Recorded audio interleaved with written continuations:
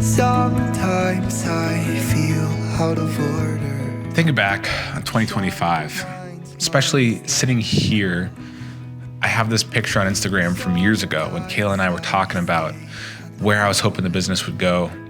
And it's just crazy. It's crazy because every day you just feel like you're in the grind. But when you step back and look, it's like, wow, things can change. Things can happen over the course of years when you really put in the work. But man, I'm thankful for all the opportunities, all the great people, all the blessings of the business. It's just been incredible. Today, we've got our monthly team meeting / holiday party. So I'm gonna take you along, do a little vlog, a little reflection on 2025. Just had a meeting with Jim to go over some of that stuff. And we gotta head to Best Buy first or Costco. I haven't decided. We have to get a TV because our TV at the studio never seems to work right. Gotta make sure this presentation comes through on the TV. So gonna be a fun day. Got a lot to do. Gonna get ready to go and hit the road.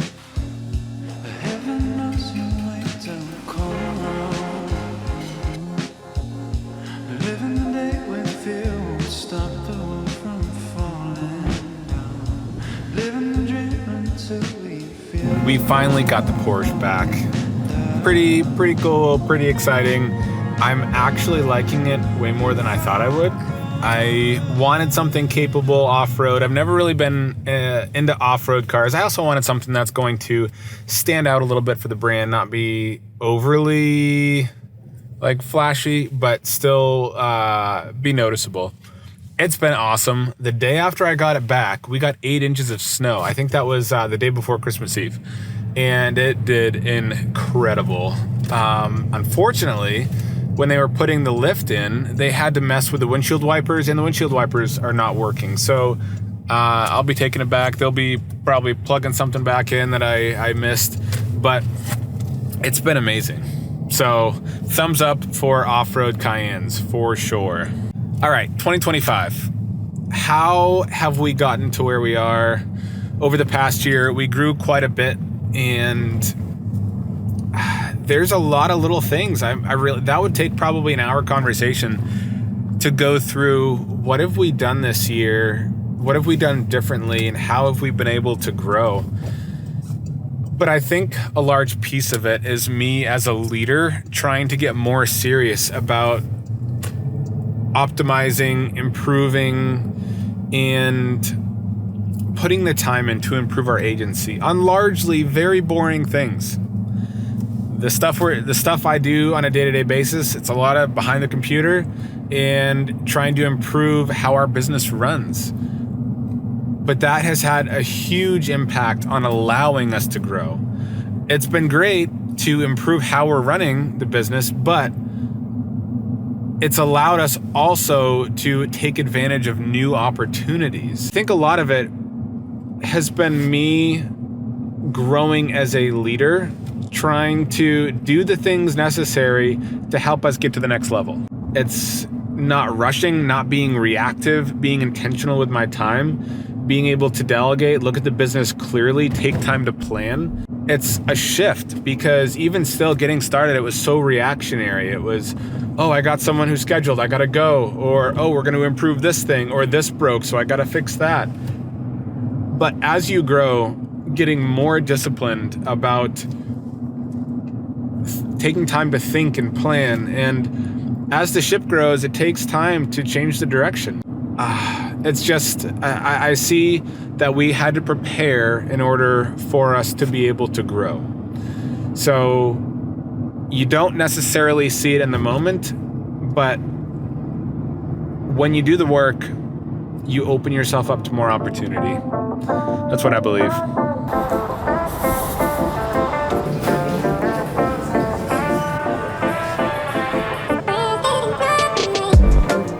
We are going to go with the Sony to make it easier to cast. That's basically all we're doing at the studio. So that's where we're going to go with a little more money, but it'll be worth it.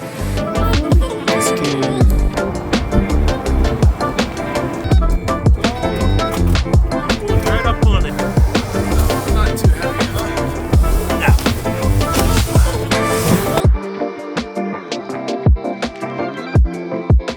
The salt in Maine in the winter is no joke. Gotta get it washed.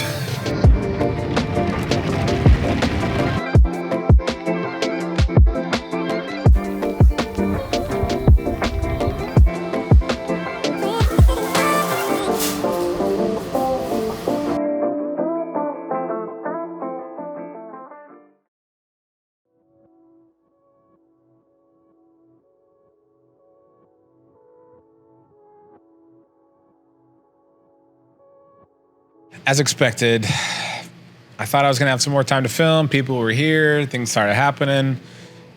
Party was great. A lot of vision casting, time together. It's good. It's everyone's favorite time, just getting to hang out. Back last year, this was the end of 2024 into 2025. We want to work for local service businesses doing content retainers. It didn't really work. We didn't really try super hard, but we got some clients. We realized I don't think this is the direction we want to go. So we decided to just optimize listings, which was working great. I improved the processes. I thought I knew what smooth went until they got really smooth, which was really awesome. And then I thought I'll probably start to roll out some coaching, see what that looks like toward the end of 2025. I had signed on with an agency to help me coach and figure out what that process looked like and that service looked like. And I believe it was the following week I got an email from a guy who said, "Hey, I just want to get together. I've worked in the agency space. I've done this and that. Would just love to chat."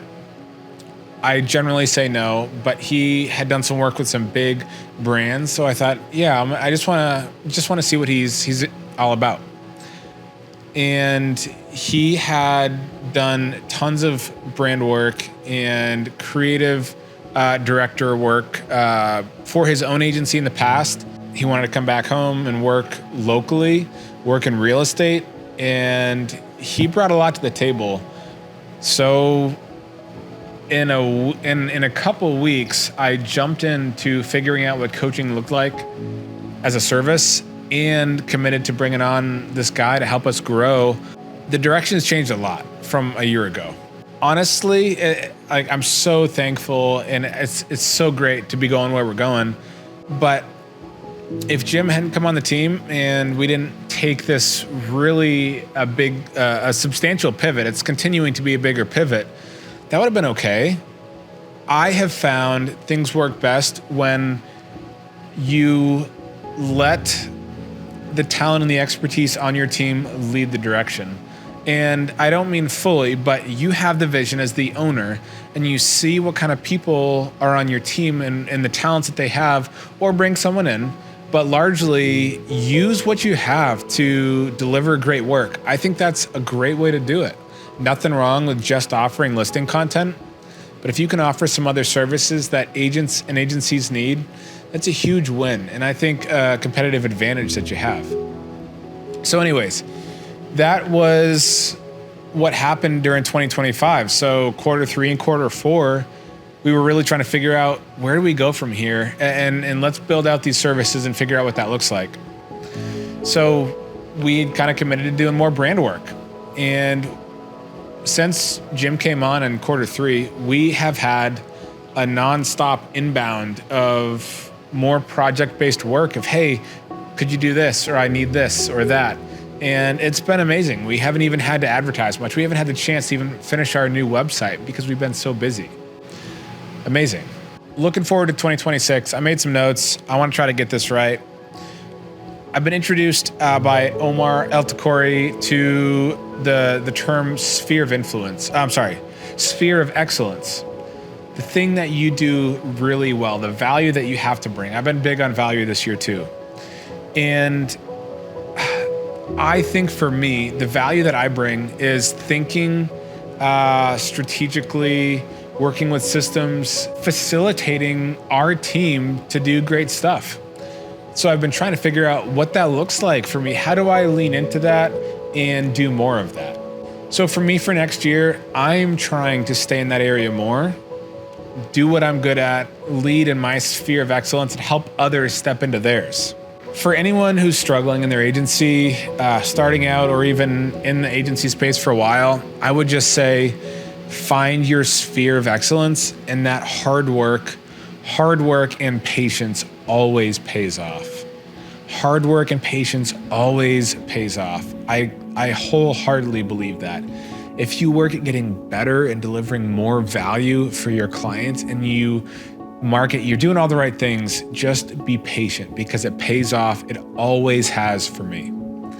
That's my advice. Send me a message on Instagram if you want to connect. Hope you have a great new year.